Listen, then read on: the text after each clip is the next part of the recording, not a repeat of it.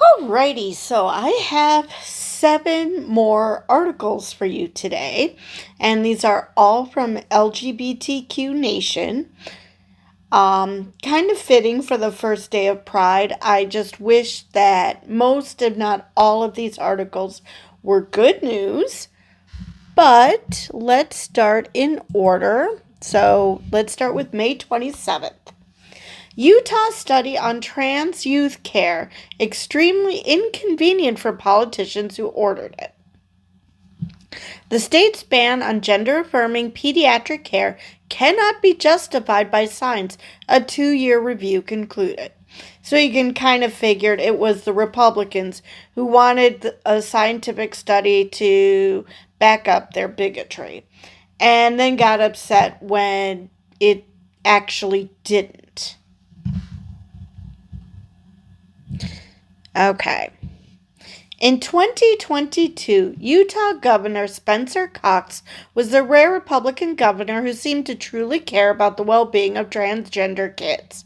I don't understand what they're going through or why they feel the way they do, but I want them to live, he wrote in a letter that year, explaining why he was vetoing a bill that would have banned 4 trans middle and high schoolers in Utah from playing on sports teams with classmates who shared their gender identity. All the research shows that even a little acceptance and connection can reduce suicidal significantly. And this is what I keep saying. I've had comments claiming that I hate Republicans, I hate conservatives. No, I don't. Republicans like this, not a problem. I do not have a problem with them at all. Why would I? A Republican that shows empathy. I realize in MAGA world that's hard to come by, but that's what Republicans used to be. They would have a different set of values, but they still possessed empathy. Today's Republicans generally don't, especially the MAGA ones. The others may have empathy, but not a spine. So, meanwhile, nationally, Republican politicians were making opposition to trans rights a core tenet of their platforms, filling hundreds of bills attacking trans kids at the doctor's office, at school, and on the field. Early in the 2023 legislative session, Cox capitulated, signing a bill that placed an indefinite moratorium on doctors providing puberty blockers and hormone therapy to trans kids with gender dysphoria. The bill ordered the Utah Health Department to commission a systemic review of medical evidence around the treatments with the goal of producing recommendations for the legislature on whether to lift the moratorium. We sincerely hope that we can treat our transgender families with more love and respect as we work to better understand the science and consequences behind these procedures, Cox said at the time. So he capitulated, but it sounds like he still was hoping that science would redeem the fact that he has empathy. Because apparently we need evidence that empathy should be the default or something. But it is sad that he did capitulate. Now, more than 2 years later, the review is here, and its conclusions unambiguously support gender-affirming medical care for trans youth. The conventional wisdom among non-experts has long been that there are limited data on gender-affirming pediatric care, the authors wrote. However, results from our exhaustive literature searches have led us to the opposite conclusion. The medical evidence review, published on Wednesday, was compiled over a 2-year period by the Drug Regimen Review Center at the University of Utah. Unlike the federal government's recent report on the same subject, which was produced in 3 months and criticized gender-affirming pediatric treatments, the names of the Utah report's contributors are actually disclosed on the more than 1,000-page document. Which tells you that this isn't made-up bullshit. The authors wrote, the consensus of the evidence supports that the treatments are effective in terms of mental health, psychosocial outcomes, and the induction of body changes consistent with the affirmed gender in pediatric gender dysphoria patients. The evidence also supports that the treatments are safe in terms of changes to bone density, cardiovascular risk factors, metabolic changes, and cancer. It is our expert opinion that policies to prevent access to and use of gender-affirming hormone therapy for treatment of gender dysphoria in pediatric patients cannot be justified based on the quantity or quality of medical science findings or concerns about potential regret in the future, and that high-quality guidelines are available to guide qualified providers in treating pediatric patients who meet diagnostic criteria. And let's face it, we cannot go into any decision thinking, oh, well, what if we regret it? Then we end up regretting it. We can only make decisions based on the best available information. And if we make a mistake, then it sucks. And especially if people have started transitioning, that's horrible. That's objectively horrible. But that is not an excuse to not allow anybody to transition, because some people might regret it. And let's face it, people who detransition don't necessarily do it because they regret that they changed their mind, that it turns out they aren't trans. I'm sure there's some of that.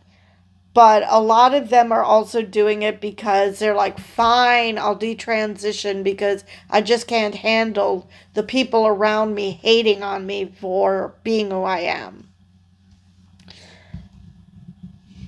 In a second part of their review, the authors looked specifically at long-term outcomes of patients who started treatment for gender dysphoria as minors.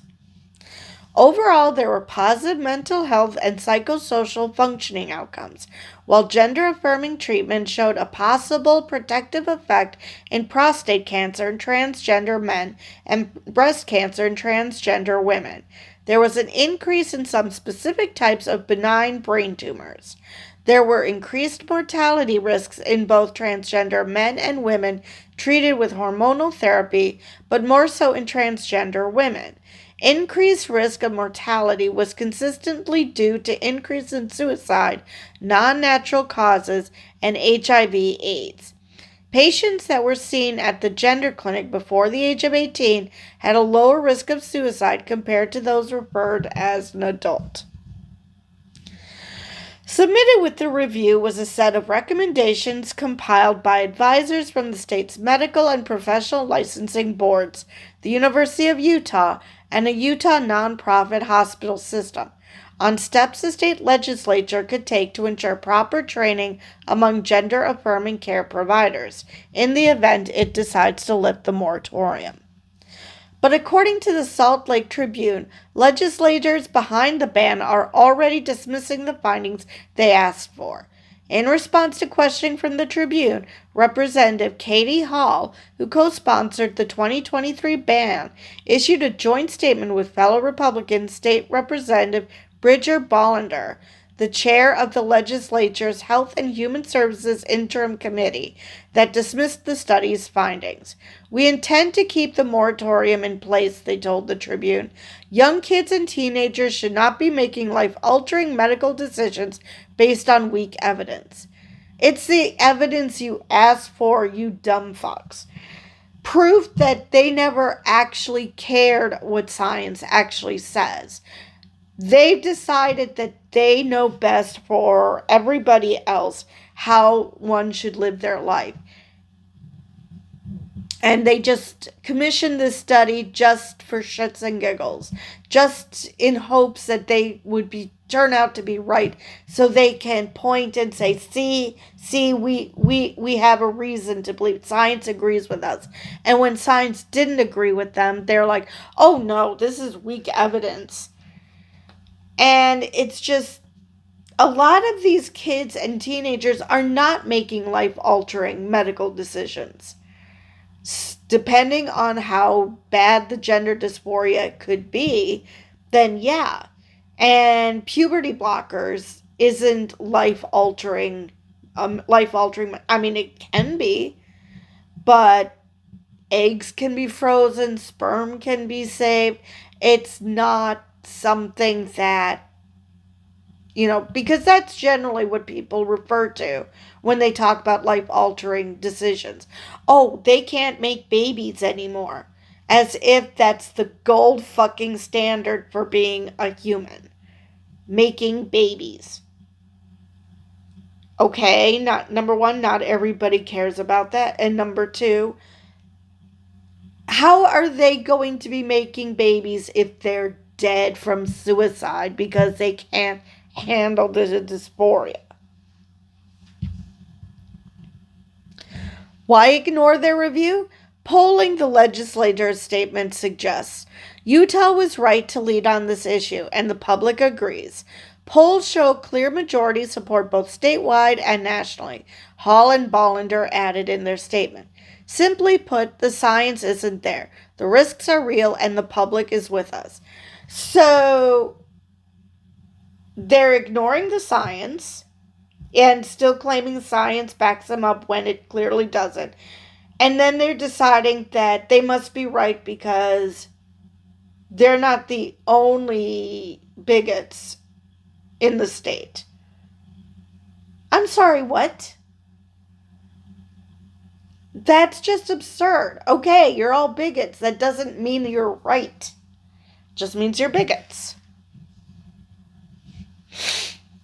Others, like former state representative Mike Kennedy, a co-sponsor of the 2023 ban who now represents Utah's 3rd district in Congress, have so far been silent on the state's review's findings, as has Governor Cox, who did not respond to the Salt Lake Tribune's request for comment.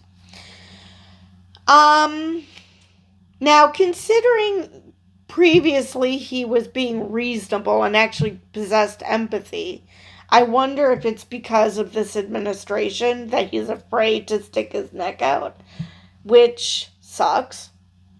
It would be nice for some Republicans to grow a spine and, stand up and say, this is crazy, you're just killing people. So that is the end of that article. Now, this one, I was contemplating putting this last because it's hilarious, but at the same time, it came out on the 28th, so yeah, not ending with it. White House spokesperson mocked for bizarre statement about LGBTQ graduate majors. Karoline Leavitt denounced LGBT graduate majors and said Harvard should be producing more plumbers. Okay, then. Okay. First off, what the fuck is an LGBTQ graduate major? To my knowledge, that does not exist. But it wouldn't be the first time that Karoline pulled something whole cloth out of her ass. And last I checked, Harvard is not a trade school. So they're not producing plumbers anyway. So much wrong with this. But anyway, White House Press Secretary Karoline Leavitt is getting mocked online for saying that America needs fewer people with degrees in LGBTQ and more plumbers. Leavitt was on Fox News to defend the administration's war on Harvard University, which has involved revoking the university's certification to host international students, a move that a federal court immediately put a stop to. But the administration has made it clear that it will use all the levers of power available to bring it down this storied academic institution, claiming that Harvard is hostile to Jewish students. Except for the Jewish students who actually go there. They don't agree with that. Because students have protested against the Israel-Palestine conflict and that it employs racist, diversity, equity, and inclusion policies. which I mentioned many times before. If you think that the only way non-white, non-cis, non-straight people can get jobs is because it was given to them because they aren't white, cis, straight, or male, then if that's what you think, then you're racist. You're congratulations, you are full on bigot, because more than straight cis white men can actually do shit. One more thing about the Harvard thing. Yes, I know that there's a rumor that that Barron didn't get into Harvard and that's why Trump is going hard on them. There's no evidence for that. But what I wanted to say is, if Harvard is smart, now I wouldn't suggest her doing this by herself because, ew. But Trump is obsessed with celebrity and status. He's obsessed with royalty. Now, I don't know if it's just the British royals, because he was upset when King Charles met with Zelensky, crying, bemoaning that, he's making other people than him feel special. So, but if it's true that he is just enamored with royalty, Harvard has a royal that goes to school there in their master's program. Princess Elizabeth of Belgium, the Duchess of Brabant. She's first, next in line to the throne. She's the crown princess. She is pretty. She's blonde. Like I said, I would not suggest her meeting with him alone because, oh dear God, no. I would not wish that on my worst enemy. But yeah, maybe she can talk some sense into him, because he seems to love, shiny things, and she's a royal. She's the crown princess of Belgium. Granted, they're a democracy, so Trump might be less thrilled, but so is England. So is Great Britain. They're a democracy. And he's enamored with King Charles. So maybe, just maybe, that could be their ace in the hole. The administration is focused on educating the next generation based on skills that we need in our economy and our society. Apprenticeships, Leavitt said. Electricians, plumbers. We need more of those in our country, and less LGBTQ graduate majors from Harvard University. All right. On social media, people mocked Leavitt's bizarre choice of words. What is an LGBTQ graduate major? This one person tweeted. Yeah, that's what I'd like to know. These are like SNL skits. Hard to believe it's real. Are we really this dumb? Yes, Karoline is really that dumb. And a lot of other people. All right. What a terrible thing to say. Does she think that electricians and plumbers don't make up part of the LGBTQ plus community? Exactly. That's another thing. Who says that only straight cis people become electricians or plumbers? And I didn't even think about that. I was just thinking about what the fuck is that particular major, but it's entirely possible that she thinks that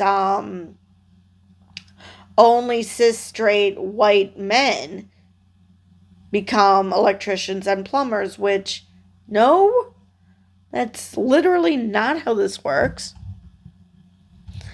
All right. Rule number 1. If you're going to try to make the case that we need less formal education in this country, make sure you don't say apprenticeships when you mean wait a minute. Oh, apprenticeships. I thought that was a typo. It wasn't. Apprenticeships when you meant to say apprenticeships. Thank you. All right. Here's another one. She does realize having the top scientists in the world is kind of critical in terms of geopolitics, right? Or has that gone over her head? Oh, I'm sure it's gone way, way, way over her head. You know, it's sad because yes, we do need the trades.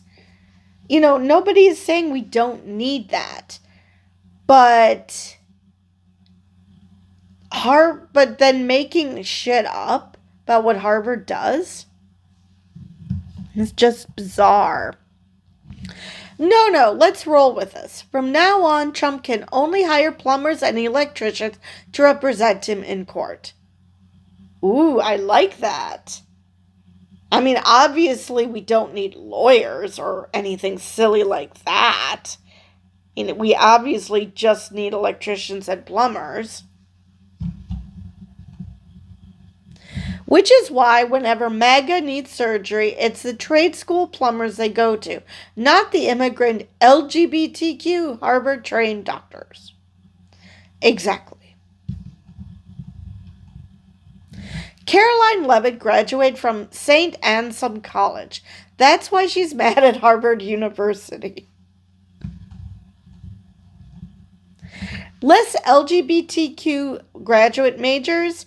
Hey, let me give a shout out to all the graduate majors in LGBTQ. Oh, wait, never mind. That's right. There's no such thing. Listening to Karoline Leavitt lends credence to why higher education is in demand. Her comments are pure ignorance. So LGBTQ only comes from Harvard? It is difficult to free fools from the chains they revere. Disgusting. They don't even hide it anymore. Mocking LGBTQ students while pretending to care about workers? This isn't policy. It's hate in a hard hat. All right, back to the article. Harvard has long been attacked by the right, who sees it as the center of liberal ideology, and the current administration has taken attacking the university to another level. The White House in mid-April told Harvard that it could determine whether the university had enough viewpoint diversity among students and professors. They demanded Harvard audit its viewpoint diversity on a department-by-department, field-by-field, or teaching unit-by-teaching unit basis. Any teaching unit found to have too many liberals would have to be reformed by admitting a critical mass of students who will provide viewpoint diversity. Right, because it's not just that viewpoints evolve while you're in college, or that the people who are racist fucks tend to want to stay that way and don't go to college, let alone Harvard. The administration also demanded that the school stop all diversity in hiring programs, stop using diversity in admissions, and publicize information about admitted students broken down by race, color, national origin, grade point average, and performance on standardized tests. It also told Harvard to reform various clinics and programs that it said had egregious records of anti-Semitism. Immediately shutter all diversity, equity, and inclusion programs, and implement changes to student discipline processes. When the university said it wouldn't comply, the administration froze $2.2 billion in grants and contracts. At a cabinet meeting in late April, Education Secretary Linda McMahon accused Harvard of failing to report foreign money that comes in, and the administration later accused Harvard of coordinating with the Chinese Communist Party. Okay, foreign money that comes in, that is literally money that foreign students pay to Harvard. It's not like this is secret. Foreign students pay the entire tuition. They do not qualify for student loans. So they pay the full tuition. What foreign money is it failing to report? But then again, this is Linda McMahon, so. And where she's getting that there's coordination with Chinese Communist Party, God only knows. Last week, the Department of Homeland Security revoked Harvard's ability to host foreign students and told the students that they would have to find another university to go to. Over the weekend, after a judge enjoined that measure, the president ordered Harvard to give him the names and countries of every international student at the school. Other measures taken include telling the Internal Revenue Service to take away Harvard's tax-exempt status. Before I continue, another thing. Okay, so you want the names and countries of every international student. Please, please, please tell them about Princess Elizabeth. Like I said, that might shut him the fuck up. Because, again, he's enamored with royalty. At least I assume it's all royalty. He's enamored with the royals in the Middle East. He's enamored with the British royals. So why not Belgium? It's as dangerous as anything I've ever experienced in my lifetime, Todd Wolfson, the president of the American Association of University Professors, told The Guardian. They're attempting to undermine and destabilize and ultimately control higher education. And at one level, it's an assault on higher education. At another level, it could be seen as prevalent to a full-on assault on democracy. So I think this is a threat to the future of the United States of America, and because of this country's role in the world, a threat to the entirety of the globe at this moment. Okay, so that is the end of that article. All right, so let's move on. Now, again, I don't think Harvard is going to take that, but I really think that Princess Elizabeth could be their ace in the hole. Simply, I mean, granted, she only has one more year at Harvard, but still, it's something. All right, moving on. School districts considers pushing trans students who use non-legal chosen names. Wait, did I say push? Try punish. All right, that sounds awesome. The district already refused to rehire a teacher who used a student's non-legal name, and I believe I did a video on that case. The Brevard County School District in Florida is considering whether it can punish students who voluntarily use names other than the ones they were legally assigned at birth. Does that count for nicknames, is what I'd like to know. The district recently refused to rehire a teacher who referred to a student by their chosen name. State law requires parents to provide written permission before educators can use any alternative to a student's legal name. So if I wanted to go by Sue, would I have had to have gotten my parents' permission to go by Sue as opposed to Susan? Earlier this month, Satellite High School AP English teacher Melissa Calhoun became the first known Florida educator to lose her job as a result of the aforementioned name policy contained in the state's 2023 Don't Say Gay law. A parent accused Calhoun of influencing and grooming her 17-year-old daughter to transition and be gay. So, does that mean she currently likes boys? Because that's the only way that she would end up being trans and gay.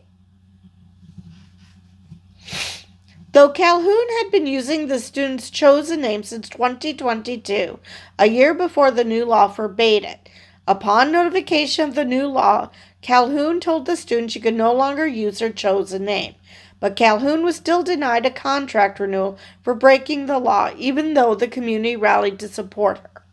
Okay, so she's being accused of breaking a law before it became law. Yeah, that makes sense. Now that Calhoun has been removed, the district is considering whether to discipline the student for using a chosen name in school without parental permission. The student in question used to regularly submit assignments with their chosen name written at the top, but state law mostly covers the behavior of parents and educators, not students. The state's Don't Say Gay law, HB 1069, said that it shall be the policy of public schools that a person's sex is an immutable biological trait and that it is false to ascribe to a person a pronoun that does not correspond to such a person's sex. So, what happens with intersex people? The law forbids students from using campus facilities that match their gender identity rather than the sex they were assigned at birth, but it doesn't explicitly forbid students from voluntarily using their own chosen name in schools.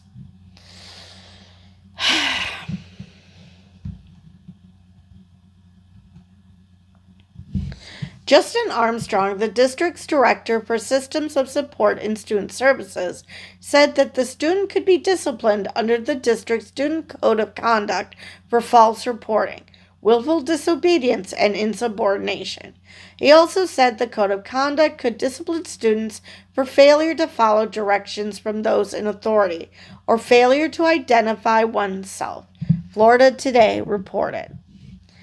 It's unclear if the district's 2025-2026 Code of Conduct will address students' use of chosen names. Jen Cousins, chair of Central Florida chapter of the Gay, Lesbian, and Straight Education Network, or GLSN, told the aforementioned publication, punishing a student for using their nickname on an assignment by bending the rules of the Student Code of Conduct is just another way that Brevard Public Schools continues to be LGBTQ+ intolerant. Brevard students deserve better than this, and they deserve an inclusive learning environment where they feel safe and accepted, not fearful of punishment simply for being themselves, Cousins added.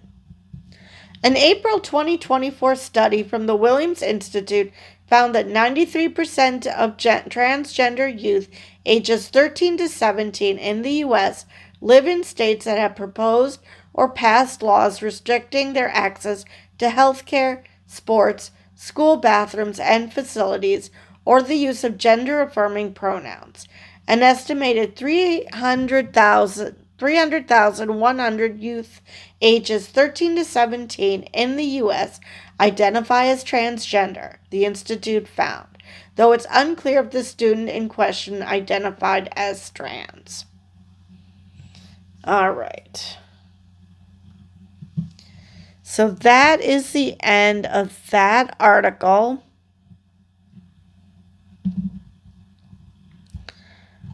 All right. So, moving on. DOJ investigates California after state bans trans athlete to appease president's transphobic orders, which is never a good sign. Let's not obey in advance. That is the first rule against authoritarianism. Do not obey in advance. California issued a partial ban on trans athletes after the president threatened to cut federal funding over a single trans long jumper. Ooh, so horrible. It has such a huge advantage. California recently caved to the demands of the president and partially banned a transgender girl from competing in the state championship for girls track and field, but the Department of Justice has decided to investigate the state anyway to see if its trans-inclusive anti-discrimination law has deprived cisgender girls and women of fair athletic opportunities. Another reason why you shouldn't obey in advance. If you obey the authoritarian, they're just going to move the goalposts and demand you do other stuff. The investigation is just the latest instance of the president using federal investigations to intimidate states that refuse to ban trans female athletes from competing on sports teams matching their gender identity. On Wednesday, the DOJ announced that it had sent legal notices to California Attorney General Rob Bonta, a Democrat, State Superintendent of Public Instruction Tony Thurmond, the California Interscholastic Federation, or CIF, which oversees the state's high school sports, and the Jurupa Unified School District, where a 16-year-old trans track and field athlete rose to become a state long jump finalist. The DOJ is opening an investigation to determine whether Title IX, a landmark federal civil rights law prohibiting sex-based educational discrimination, is being violated by AB 1266, the letter said. AB 1266 is a 2013 state law permitting trans students to fully participate in activities, facilities, and programs based on their gender identity. The presidential administration has declared, contrary to the past president's policy, that Title IX's prohibition against sex-based discrimination doesn't protect trans students. In fact, the DOJ and Department of Education have both said that Title IX specifically protects cisgender female athletes from having to participate in school sports with trans girls. Title IX exists to protect women and girls in education.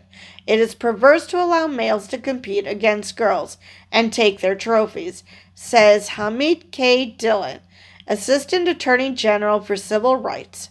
In the letter, the division will aggressively defend women's hard-fought rights to equal educational opportunities. Okay, we've seen it before. Trans women are not taking all the trophies. They're not dominating girls' and women's sports. They compete just like everybody else. Some do well, some do less well. AB 1266 unlawfully permits males to participate on female sports teams and to use female spaces, resulting in unfair and unsafe environments for women and girls. The letter continues, adding that AB 1266 is harming hundreds, if not thousands, of female students by removing opportunities for female athletes to be champions in their own sports, robbing them of podium positions and awards, and creating unsafe and intimidating environments in their bathrooms and locker rooms. All of which is absolute bullshit. Okay, intimidating environments in their bathrooms? People are in stalls peeing. What's intimidating about that? Locker rooms? What's intimidating? I've used this example before. When I was in school, I did not feel comfortable changing in the locker room.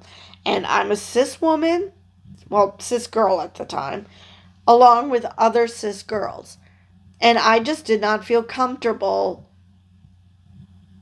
getting undressed and other people seeing me naked. And mind you, I was thin then. I was like 80-something pounds. So it wasn't because of my weight. I just didn't feel comfortable with my body, like a lot of teenagers do. So again, if we're talking about intimidation, I should not have been forced to change in a public women's locker room because I didn't feel comfortable. Some people do not feel comfortable using the public restroom. Again, it has nothing to do with trans people. They just do not feel comfortable. I had this coworker who just couldn't pee if somebody else was in the public restroom.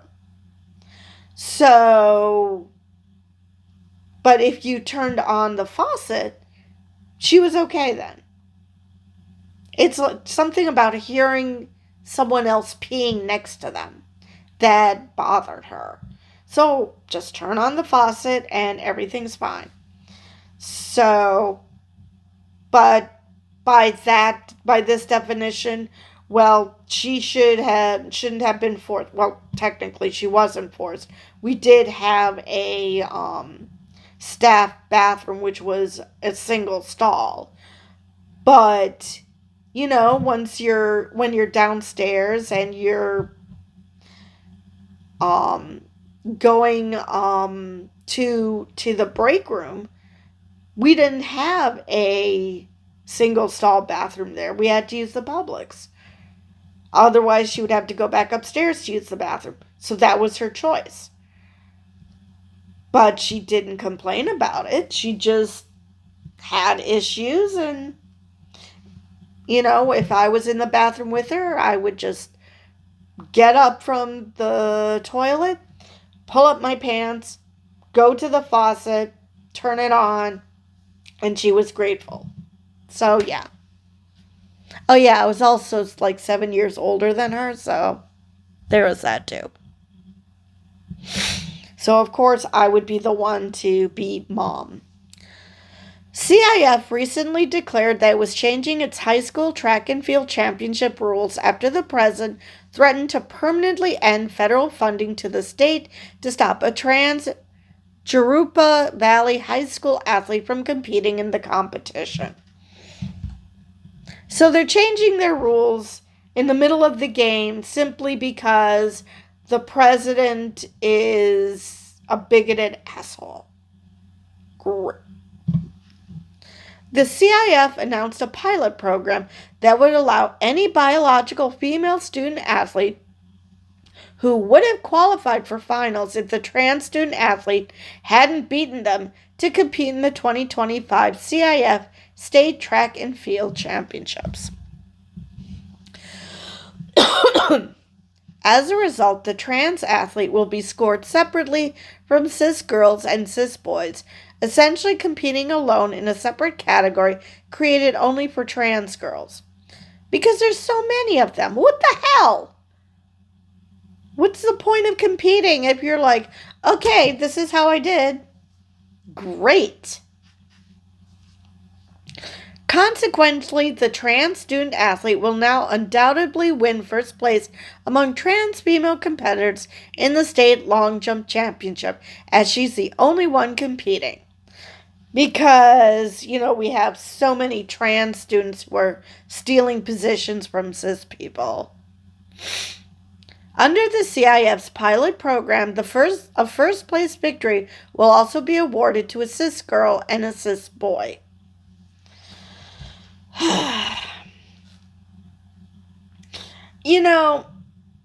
I just if trans women and trans girls are men, don't you think they should be competing with the boys? By giving them a separate category, you're acknowledging that they aren't boys. So this is just so maddening.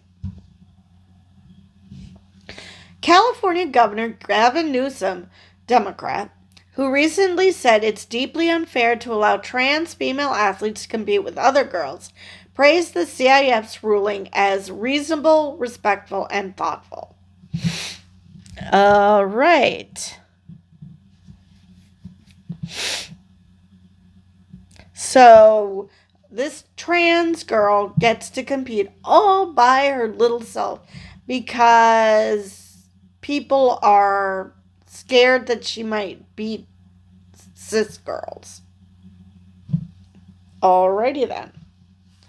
The DOJ noted that it filed a statement of interest in support of a federal court lawsuit filed by two cis female high school athletes who claimed that trans athletes stole athletic opportunities from them and other girls by being allowed to compete in their school's cross-country running teams. Furthermore, the statement claims that the high school violated the cis girls' constitutional rights by ordering them to stop wearing t-shirts protesting one cis female cross-country runner's replacement by a trans girl on the team. It's unclear whether a federal court will agree that the school's refusal to let the student wear the shirts violated their rights to free speech, especially since the U.S. Supreme Court recently declined to hear a similar case of a boy whose school refused to let him wear a transphobic t-shirt that declared there are only two genders. The president has previously used the DOJ and the Department of Education to persecute states that have trans-inclusive student-athlete policies. In April, the U.S. Department of Justice and the U.S. Department of Education announced the formation of a joint task force to investigate the so-called pernicious effects of gender ideology in school programs and activities. The task force immediately targeted San Jose State University in California, the University of Pennsylvania, and the Massachusetts Interscholastic Athletic Association for separate incidents involving trans athletes competing on women's or girls' sports teams. The current presidential administration has also sued Maine over its laws allowing trans athletes to compete on sports teams matching their gender identity. All right. So moving on. All right, so now we're on the 29th. Or maybe we have been on the 29th. Let me see. I think we've already been on the 29th. RFK tells healthcare providers to ignore the science on trans care and listen to the administration. Yeah, ignore science. Even though that's literally your job is to follow the science. But yeah, let's follow political ideology. That just screams that he knows that the science is not with them. Dr. Oz is also demanding hospitals hand over data about trans youth health care. The Department of Health and Human Services confirmed Wednesday that HHS Secretary Robert F. Kennedy sent out a letter to healthcare providers and medical boards urging them to update treatment protocols for children with gender dysphoria based on an HHS review released at the beginning of this month. The review in question condemns current scientific findings on treating gender dysphoria and suggests conversion therapy to treat trans kids instead of gender affirmation. So don't give them gender affirming care, torture them. Great. Wonderful advice. Kennedy, in the letter, warns medical providers against relying on scientific evidence when it comes to treating gender dysphoria. He claims that despite years of scientific research showing a correlation between gender-affirming medical care and improved quality of life, there is little evidence supporting the notion that gender-affirming care performed on minors is beneficial. So he's staying true to himself and ignoring science. Wonderful. Because he's anti-vaccine too. The letter calls upon physicians to uphold their oath to do no harm by following the guidelines of the HHS report instead of the consensus among major medical professional associations. Right, because following a political ideology is doing no harm, whereas following science is inherently harmful. That makes sense. Also this week, Dr. Mehmet Oz, in his official capacity as the administrator of the Centers for Medicare and Medicaid Services, I forgot about that, sent letters to hospitals providing care to transgender youth demanding they hand over data on their quality standards and finances within the next 30 days. Oz also cited the unsigned report as a factual evidence of what he described in a statement as irreversible high-risk procedures being conducted on vulnerable children, often at taxpayer expense. Medicare and Medicaid are government-funded healthcare programs. Yeah, the same old bullshit straw man of children going through surgeries and procedures that are irreversible. Puberty blockers are reversible. What the fuck? You get off them, you go through puberty. It's really not that hard. And again, for those who are vigorously typing in the comments that puberty blockers could lead to infertility, number one, you can remove the eggs and sperm beforehand. Number two, not everybody gives a flying fuck about making babies. They might change their mind later, which is why you go through harvesting eggs and sperm for later use. But regardless, you're basically saying that their mental health is less important than popping out kids. And that's just disgusting because, first off, they have to live long enough to actually make said babies. And again, not everybody is interested in such things. Oz goes on to write that CMS believes that these interventions were initiated with an underdeveloped body of evidence, lack reliable evidence of benefits for minors, and are now known to carry serious risks of long-term and irreparable harm. Yeah, that Utah study I mentioned in the first article disputes that. So, fuck you. These claims are bold to say the least and challenge the evidence-based findings from major medical institutions, including but not limited to the American Medical Association, American Academy of Pediatrics, the Endocrine Society, and the American Psychiatric Association. The 400-page review, referenced both Oz and Kennedy, states that there is a lack of robust evidence supporting treatments for gender dysphoria, such as puberty blockers, hormone therapy, and surgeries performed on minors. It is important to note that gender-affirming surgery is very rarely performed on minors, and gender-affirming genital surgery is not performed on minors. The review advocates for a greater reliance on psychotherapy to cure gender dysphoria. Many are pointing out that the language is a veiled way of advocating for conversion therapy. The claims in today's reports would rip health care away from kids and take decision-making out of the hands of parents.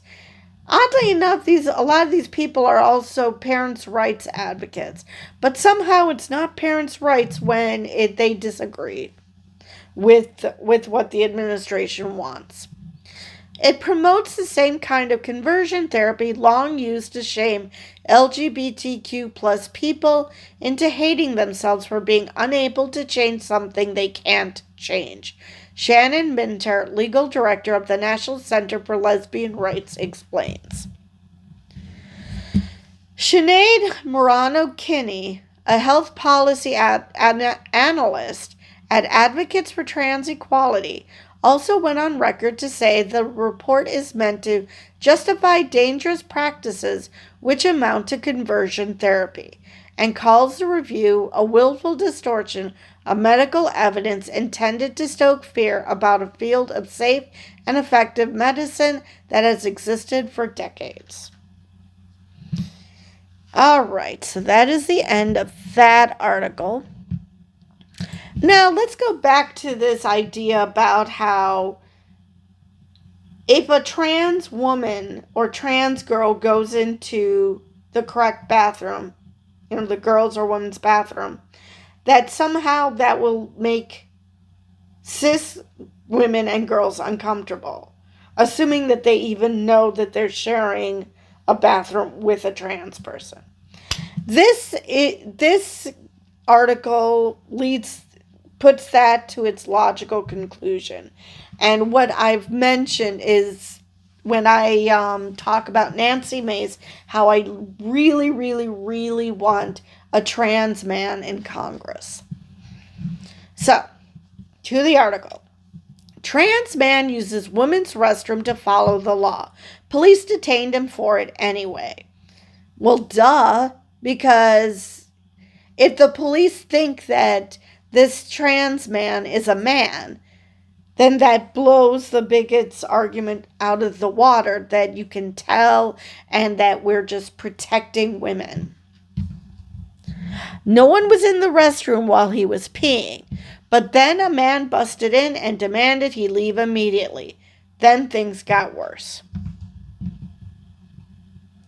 A bar owner in South Carolina reportedly spied on a trans man while he used a woman's restroom stall and then called him anti-trans slurs shortly before police detained and charged the trans man for public intoxication and disorderly conduct. So, not that he was using the correct bathroom.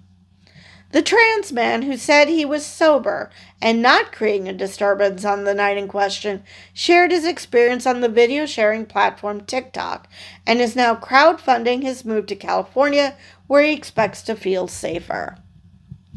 South Carolina doesn't have a law restricting trans bathroom use in businesses, and trans man has an F gender marker on his government-issued identification, meaning that his restroom use matched his ID. While businesses can sometimes establish their own policies around bathroom use, advocates for trans equality says that trans people are allowed to use restrooms matching their gender identity under the Civil Rights Act of 1964 and the Equal Protection Clause of the Constitution's 14th Amendment. Lucas Strobel, a 25-year-old transgender man, arrived at the Sand Dollar Social Club bar in Folly Beach around 11:15 p.m. on Friday, May 16th, so he could be a designated driver for his friend, 25-year-old Karoline Leavitt, who had been drinking to celebrate her birthday. When Strobel entered the men's room, he found that it only had 3 urinals with no dividers between them and no lock on the door, making it unable for him to use. So, after allegedly getting a female employee's permission to use the women's restroom, Strobel entered the facilities. No women were present, he told the trans news website Aaron in the Morning. In other words, Strobel was using the bathroom that many conservative lawmakers and anti-trans pundits want to force him to use, and he got arrested anyway, seemingly because of the panic surrounding gendered bathrooms, S. Baum wrote at the aforementioned website. While peeing, a man who called himself the bar owner came into the women's restrooms and looked over Strobel's stall.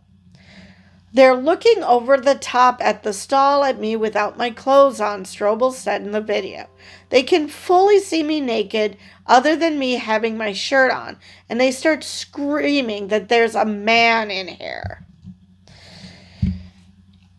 Exactly, because he is a man. That's why these anti-trans laws are so fucking stupid. Strobel said the man demanded that he stop peeing immediately and exit the stall. Strobel finished peeing and then exited the restroom.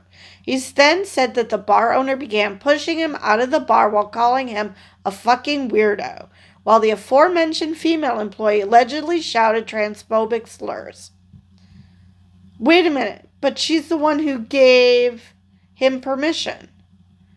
What the fuck? What's happening here? The owner then allegedly pushed Strobel into the arms of a police officer standing outside the bar, who proceeded to handcuff and charge Strobel and Frady. Strobel said that the officer took his phone and painfully pushed him against a brick wall 3 times, even though Strobel wasn't resisting, and accused him of being intoxicated and fighting in the bar, even though neither was true. He said another officer then came and accused him of having drugs, which Strobel didn't. Strobel said none of the officers asked him what had actually occurred. Strobel was shaking and confused during the whole incident, he said. As well he should be. He then said an officer shoved him against the police car and tightened the handcuffs so much that he couldn't feel his fingers, kept referring to him as little girl, and kept yelling, "Stop resisting," even though he and Frady were fully complying. Strobel said police refused to answer any questions about the charges, repeatedly telling them, "Take it up in court." Strobel said that when officers returned his belongings to him, one officer said, "Here you go, sir." "I mean, ma'am," Strobel replied. "It's sir, thank you." Strobel said that while he and Frady weren't taken to the police department, both of them received the same charges: a $500 bond, a court date, and an order not to go within 500 feet of the bar under threat of a trespassing charge. "I'm honestly in shock," he said in the video. "My entire body hurts. I woke up the next day and couldn't feel my fingers. I have bruises on my leg. I have a bruise on my arm. I still have anxiety rash just from thinking about it." Strobel said he plans on defending himself in court, but has since started a GoFundMe crowd fundraiser to relocate to California. "As things get scarier for trans people, and after this traumatizing experience, I'm certain that I can no longer live here and feel safe," he wrote in the campaign. He added that he expects he will have to leave his vehicle and will be without a job or secure housing once he relocates. I don't know how much better California will be, because California apparently has a governor who isn't as friendly to trans rights as he initially claimed. "This is going to be quite expensive, and with my current part-time job here, I have no way of paying my rent and bills while saving for such a drastic move and change. In addition, I do not have health care," he said. His crowd fundraiser has raised $5,168 of his $15,000 goal as of Thursday evening. A recent survey of transgender refugees, that is, trans people relocating from states with anti-trans policies to states with more pro-trans legal protections, found that trans people who lived in less supportive local communities were more likely to move to trans-affirming states. Well, yeah, it's either that or commit suicide. So yeah, for those of you who are screaming that use the bathroom of your biological sex, well, he did that, and he still got in trouble because he does not look like a woman. Why? Because he's not a woman. Why are bigots so convinced that trans women look like men and trans men look like women? Maybe when they start their transitioning, but at some point they pass. Or at least they look close enough, because again, not all trans people pass, but most of them do. So this is what you're asking for. So trans people can't win, because he's using the correct bathroom, which, why that female employee lost her shit and was yelling transphobic slurs after giving him permission to use it is beyond me. That's the biggest head scratcher. Why did she turn on him? I mean, did she give him permission because she felt threatened and then got the bar owner to kick him out? What is that story here? Anyway, one last article, and this is a good news article. So, yay, I'm ending with good news on this first day of Pride Month. Okay, Hungary banned Pride. That's not the good news part. Now European leaders will march in Budapest Pride in solidarity. Over 70 European officials are going to Hungary to remind everyone that Pride is a protest. At least 70 members of the European Parliament plan to join this year's Pride celebrations in Budapest, Hungary, in a show of solidarity within the LGBTQ+ community following the government's ban on the gathering, CNN reports. In April, Prime Minister Viktor Orban's authoritarian Fidesz party passed a constitutional amendment outlawing pride events in the European Union member nation and allowed authorities to use facial recognition technology to identify those attending the banned events. Parliament passed the repressive legislation known as the Assembly Act 140-21. Budapest Pride organizers have vowed to hold the event in defiance of the new law and called on international allies, activists, and friends to join the Pride Parade through Hungary's capital on June 28th. Von Sparentak, a Dutch MEP from the European Parliament's Greens European Free Alliance political group, said she'll be attending Budapest Pride to support the LGBTQ+ community in Hungary to let them know that they are not alone and to be visible as a community. Pride is a protest, and if Orban can ban Budapest Pride without consequences, every Pride is one election away from being banned, she said. Mark Angel, a Luxembourg MP and current Vice President of the European Parliament, said he'll join the march to show solidarity with LGBTQ+ Hungarians and all of civil society, which he described as under attack in the Eastern European country. Angel or Angel, I'm not very sure. I don't speak Luxembourgish.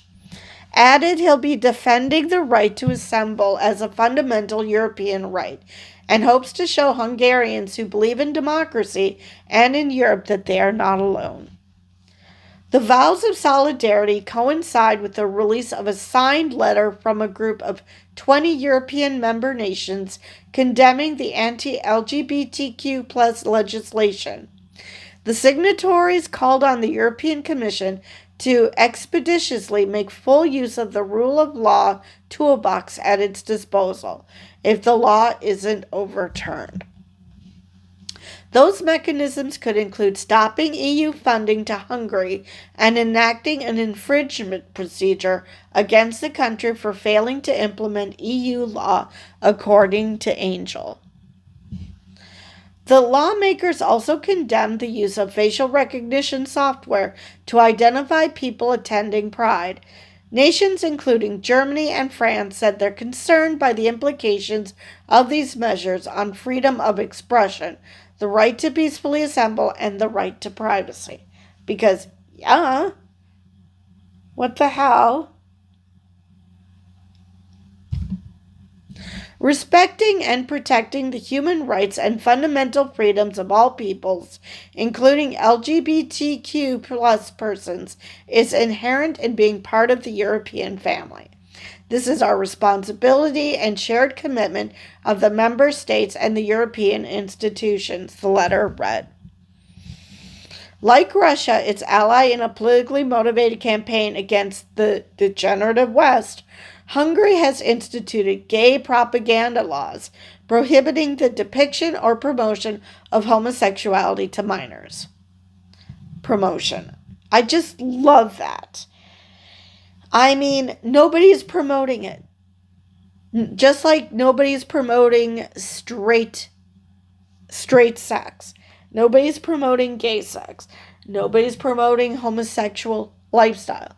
Nobody's promoting a heterosexual lifestyle. People are either gay, they're straight, bi, pan, ace. They could be all sorts of things. They don't all have to be straight. So, no, there is no promotion. People either are a certain sexuality or they're not. Because, like I've mentioned before, I grew up seeing only representations of straight people and straight relationships. Still asexual. So, yeah, the promotion didn't work on me. Orban and Fidesz has been dismantling democracy and the rule of law for the past 15 years. And in the past 2 or 3 months, we have seen that this process has been sped up, said David Bedo, a lawmaker with the opposition Momentum Party, after passage of the Assembly Act.